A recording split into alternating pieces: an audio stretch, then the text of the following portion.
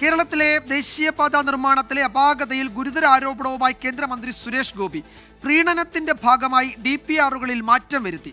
ഇതാർക്കു വേണ്ടി മാറ്റി എന്നതിൽ അന്വേഷണം വേണം. കരാറുകാരെ മാത്രം കുറ്റപ്പെടുത്താനാകില്ല.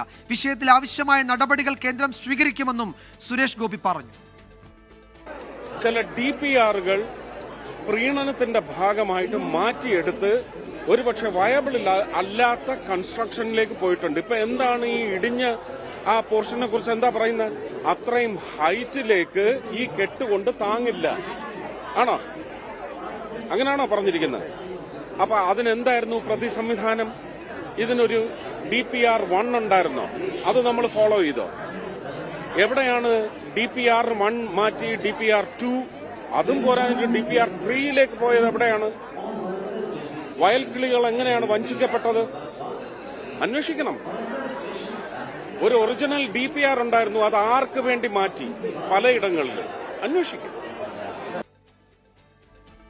MG പ്രതീഷ് വിവരങ്ങൾ നൽകും. തിരുവനന്തപുരത്ത് നിന്ന് പ്രതീഷ്, ഇപ്പോൾ നേരത്തെ V മുരളീധരനും ഇപ്പോഴിതാ സുരേഷ് ഗോപിയും ഒരേ കാര്യമാണല്ലോ പറയുന്നത്.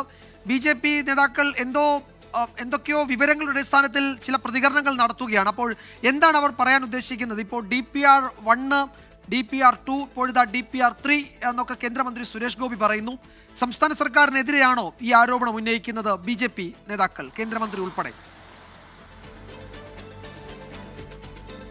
വിജയകുമാർ, BJP നേതാക്കളുടെ പ്രതികരണത്തിൽ നിന്ന് ആ പ്രതികരണം സംസ്ഥാനത്തിൽ അല്ലെങ്കിൽ സംസ്ഥാന സർക്കാരിന് എതിരാണ് എന്നത് വ്യക്തമാണ്. ഈ ദേശീയപാത നിർമ്മാണത്തിലെ തകർച്ചയുമായി ബന്ധപ്പെട്ട പരസ്പരം പഴിചാരുകയാണ് ഈ BJPയും ഒപ്പം സംസ്ഥാന സർക്കാരും.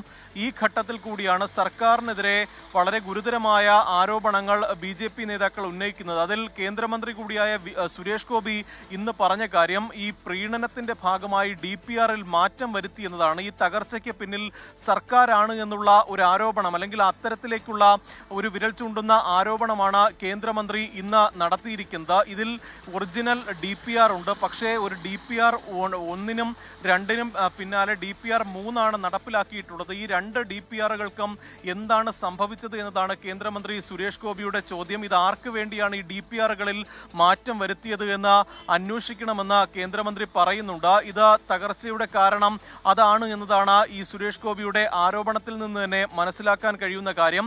ഈ കരാറുകാരെ മാത്രം ഈ നിർമ്മാണത്തിലെ തകർച്ചയുമായി ബന്ധപ്പെട്ട് കുറ്റം പറയാൻ കഴിയില്ല. അവർ ഇത് സബ് കോൺട്രാക്ട് കൊടുത്തതാണ്. പക്ഷേ ഈ നേരത്തെ ഉണ്ടായിരുന്ന ഇത്രത്തോളം ഉയരത്തിൽ മണ്ണിട്ട് പൊക്കാനുള്ളൊരു കാരണം തന്നെ ഈ DPRകളിൽ മാറ്റം വന്നതുകൊണ്ടാണ്. പലയിടങ്ങളിലും സംസ്ഥാനത്ത് ദേശീയപാതയുമായി ബന്ധപ്പെട്ട പലയിടങ്ങളിലും ഇത്തരത്തിൽ നേരത്തെ ഉണ്ടായിരുന്ന DPRകളിൽ നിന്ന് മാറ്റം വരുത്തി പോകേണ്ട ഒരു സാഹചര്യം ഉണ്ടായിരുന്നു. അത് ആർക്കൊക്കെയോ വേണ്ടിയാണ് അത്തരത്തിൽ DPRകൾ മാറ്റം വരുത്തിയത് എന്നാണ് സുരേഷ് ഗോപി പറയുന്നത്. അത് ആർക്ക് വേണ്ടിയാണ് മാറ്റിയത് എന്ന് അന്വേഷിക്കണമെന്ന് പറയുന്നു. ഇക്കാര്യത്തിൽ കേന്ദ്രം കൃത്യമായി ഒരു ഇടപെടൽ നടത്തിയിട്ടുണ്ട്.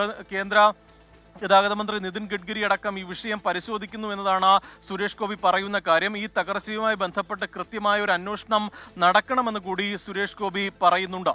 വിജയകുമാർ. യെസ്, BJP നേതാക്കൾ പ്രതികരണവുമായി രംഗത്ത് വരുന്നുണ്ട്. കേന്ദ്രമന്ത്രി സുരേഷ് ഗോപിയുടെ പ്രതികരണമാണ്. അതിൽ കരാറുകാരെ മാത്രം കുറ്റപ്പെടുത്താനാകില്ല.